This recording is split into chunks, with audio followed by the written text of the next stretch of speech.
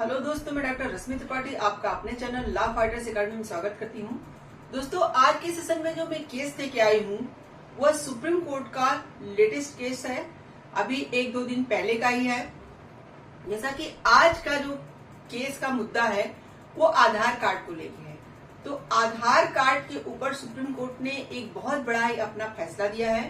तो चलिए हम लोग अपना सेशन स्टार्ट करते हैं और इस बात को विस्तार से जानते हैं कि सुप्रीम कोर्ट ने कौन सा ऐसा आधार कार्ड का मुद्दा था जिसपे अपना जजमेंट दिया। तो जैसा कि जो केस के फैक्ट रहते हैं कुछ यूं रहते हैं कि एक लड़के की मोटर दुर्घटना में मृत्यु हो जाती है, यानी कि एक्सीडेंट में वो पर्सन मारा जाता है, लड़का रहता है जो। तो मुआवजे के लिए उसके घर वाले जो है मुआवजा प्राप्त करने के लिए उस बात होती है और उसको जो है मुआवजा मिलता भी है। लेकिन देखिए, जब यह मामला कहाँ जाता है, जब यह मामला जाता है मोटर दुर्घटना न्यायाधिकरण में, तो उन्होंने जो मुआवजा देने की बात की थी वह उसके जो स्कूल का ट्रांसफर सर्टिफिकेट था, यानी कि जब वो अपने स्कूल से वो पढ़ाई करके हटा था तो जो वो लोग जन्मतिथि वगैरह और सब कुछ उसके बारे में डिटेल वगैरह बताते हैं, उसके आधार पे मोटर दुर्घटना न्यायाधिकरण ने उनको जो है मुआवजा देने के लिए कहा था। तो मुआवजे की राशि देखो उस समय जो ज्यादा थी, क्योंकि उन्होंने जो बताया वो जन्म प्रमाण पत्र के अनुसार बताया। तो इसीलिए मुआवजे की जो राशि थी वो थी 19.35 लाख। अब देखिए, इसका जो है यह जब मामला आगे जो है पहुंचता है हाई कोर्ट में, तो हाई कोर्ट ने उस जो बच्चे की जो एक्सीडेंट में मृत्यु हुई थी उसके जो जन्मतिथि थी उसको जो है आधार कार्ड से गणना किया। जो आधार कार्ड से किया तो मुआवजा कम हो गया है, यानी कि 9.22 लाख कर दिया गया। पंजाब और हरियाणा हाई कोर्ट ने मुआवजे को घटा दिया और जो मोटर दुर्घटना था, जो न्यायाधिकरण ने कहा था कि इसको जो है स्कूल के प्रमाण पत्र से इसकी जन्म की डेट लेनी चाहिए, तो इन लोगों ने क्या किया, आधार कार्ड से लिया था हाई कोर्ट ने, तो इसलिए मुआवजा घट गया था। तो इस बच्चे के जो है घर वालों ने जो है यह जो है तब अपनी एक अपील लेकर के सुप्रीम कोर्ट जाते हैं। तो वहां पे मुद्दा ये होता है कि जो जन्मतिथि जो देखी जाए बच्चे की मुआवजे के लिए, वो किसके द्वारा देखी जाए, आधार कार्ड के द्वारा देखी जाए या फिर जो स्कूल द्वारा उसको सर्टिफिकेट मिला था उसमें देखा जाए।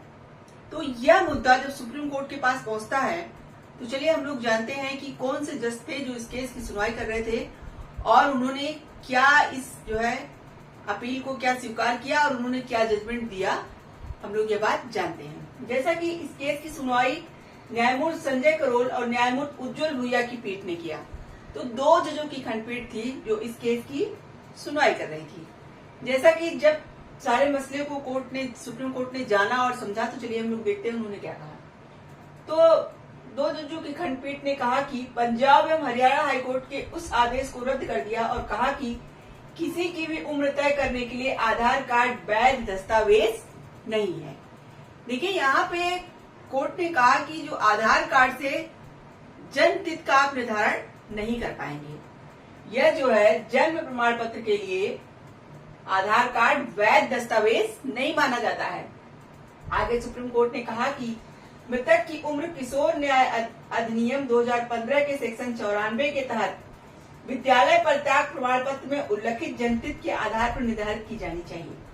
जैसा कि जो किशोर न्याय अधिनियम बना हुआ है 2015 का, वो उसका सेक्शन 94 जो है वो यह बात कहता है कि किसी भी बच्चे की उम्र का जो निर्धारण होता है वो उसके विद्यालय परित्याग प्रमाण पत्र में जो जन्मतिथि बताई गई है उसके आधार पे माना जाता है। तो यहाँ पे सुप्रीम कोर्ट ने यही कहा कि जो किशोर न्याय अधिनियम है उसका सेक्शन 94 जब यह बात कहता है, तो आगे उन्होंने कहा कि हमने पाया कि भारतीय विशिष्ट पहचान प्राधिकरण ने अपने परिपत्र संख्या 8/2023 के माध्यम से इलेक्ट्रॉनिक एवं सूचना प्रौद्योगिकी मंत्रालय द्वारा 20 दिसंबर 2018 को जारी एक कार्यालय ज्ञापन के संदर्भ में कहा कि एक आधार कार्ड पहचान स्थापित करने के लिए इस्तेमाल किया जा सकता है, लेकिन यह जन्मतिथि का प्रमाण पत्र नहीं है।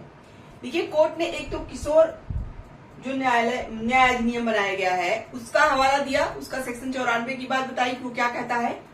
और एक सूचना प्रौद्योगिकी मंत्रालय द्वारा जो दिसंबर 2018 में जारी एक कार्यालय ज्ञापन के संदर्भ में कहा कि उसमें भी ये कहा गया है कि आधार कार्ड पहचान स्थापित करने के लिए इस्तेमाल किया जाता है, न कि जन्मतिथि का प्रमाण पत्र।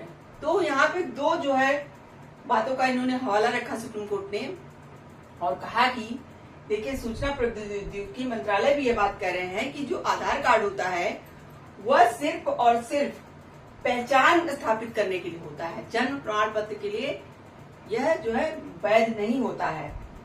फिर हाईकोर्ट ने जो 19.35 लाख रुपए की मुआवजे को 9.22 लाख किया था, उसको क्या किया, सुप्रीम कोर्ट ने रद्द कर दिया। और जो मोटर दुर्घटना दावा न्यायाधिकरण के फैसले को बरकरार रखा।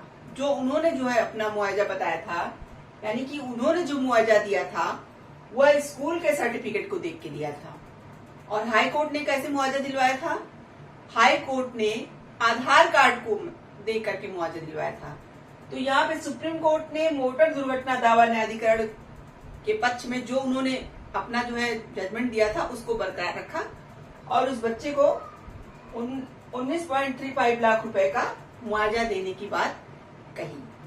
तो ये था जो है सुप्रीम कोर्ट का पूरा जजमेंट। देखिए इस जजमेंट से हम लोग क्या समझे कि मृतक की उम्र की गणना यहाँ पे किससे की गई, विद्यालय परित्याग प्रमाण पत्र के आधार पर, यानी कि जो उसका स्कूल से जो उसको जन्मतिथि की का सर्टिफिकेट मिला था उसके आधार पर यहाँ पे उम्र का आकलन किया गया। और आधार कार्ड को उम्र का आकलन नहीं करने के लिए कहा गया वैध प्रमाण पत्र नहीं है। आधार कार्ड सिर्फ व्यक्ति के पहचान कार्ड की तरह यूज होता है, न कि जन्म प्रमाण पत्र के रूप में। तो आज के सेशन में बस इतना ही। आशा करते हैं कि आज का सेशन आपको पसंद आया होगा। आप मेरे चैनल को लाइक कीजिए, सब्सक्राइब कीजिए, शेयर कीजिए, बेल आइकन को दबाइए, जिससे ऐसे ही नए नए जानकारी और केसों से मैं आपको अवगत कराती हूँ। तो थैंक यू वेरी मच।